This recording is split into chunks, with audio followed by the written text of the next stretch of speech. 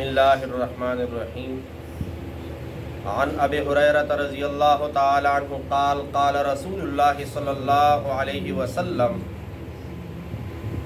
انا سید ولد آدم یوم القیامہ وأول من ينشق عنه القبر وأول شافع وأول مشفع۔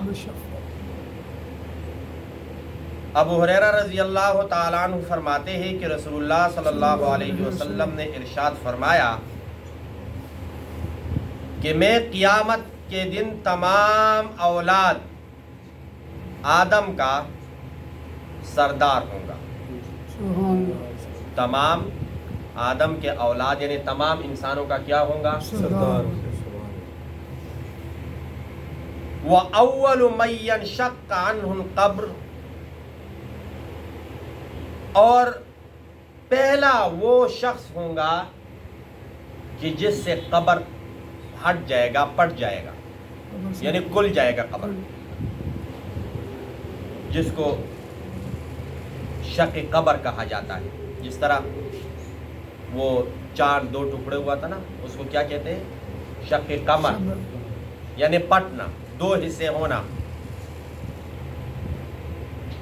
وَأَوَّلُ شَافِعٍ، اور سب سے پہلے میں ہی شفاعت کرنے والا ہوں گا اللہ کے حکم سے، یعنی اللہ سب سے پہلے جس کو حکم دیں گے، اجازت دیں گے شفاعت کا کہ آپ جس کے بارے میں چاہے شفاعت سفارش کریں، تو سب سے پہلے وہ میں ہوں گا۔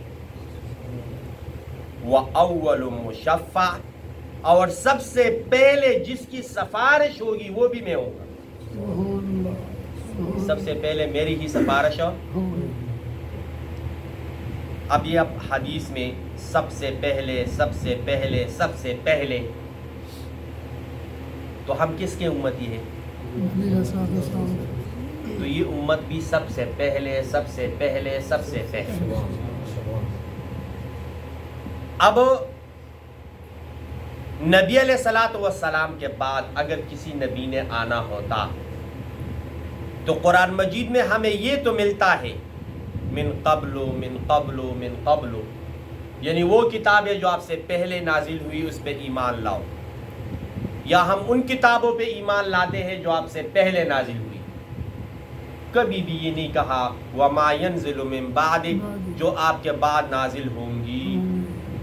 تو یہ بھی اشارہ ہے اس بات کی طرف کہ ختم نبوت برحق ہے، اور نبوت کا اختتام نبی علیہ الصلوۃ والسلام پر ہی ہے۔ اب کوئی نبوت کے بارے میں گستاخی کرے یا ختم نبوت کے بارے میں گستاخی کرے، دونوں ایک ہی سزاوار ہیں۔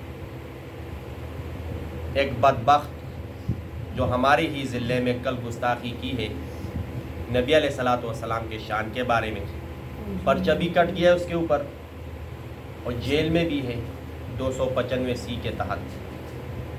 رات کو تو پورے ضلع میں حالات بہت خراب تھے، لیکن اللہ جزائے خیر دے انتظامیہ والوں کو، انہوں نے اس بندے کو بھی ان کے ہاتھوں نہیں دیا، ورنہ پتہ نہیں کون کیا حشر کرتا اس کے ساتھ۔ اور دوسرا یہ کہ جو عوام کا مطالبہ تھا وہ بھی پورا کر دیا، FIR بھی کاٹی، اور وہ جیل میں بھی۔ تو ابھی اگر گواہ اور سارے چیزیں پورے ہیں تو انتظامیہ کو یا جو بھی ہے ان کو بھی چاہیے کہ ان کو سزا دے، تاکہ کم از کم ایک ابتدا تو ہو کہ جو بھی نبوت کسی بھی نبی کے بارے میں، کسی بھی بزرگانی دین کے بارے میں، صحابہ کے بارے میں غلط زبان چلائے، تاکہ یہ اختتام اس کا ہو، آگے کوئی جرأت نہ کرے۔ ہم نے بہت سے دیکھے ہیں ممتاز قادری، پھر لوگ کہتے ہیں قانون کو ہاتھ میں لیا، تو قانون کو ہاتھ میں اسی لیا جاتا ہے کہ قانون پر عمل نہیں کیا جاتا۔ تو اگر قانون پہ عمل ہو تو کوئی بھی قانون ہاتھ میں نہیں لے گا۔ تو اللہ رب العزت ہم سب کو نبوت پر، ختم نبوت پر جس طرح ایمان ہے، اس طرح آخری نبی کے سنتوں پر عمل کرنے کی توفیق عطا فرمائے۔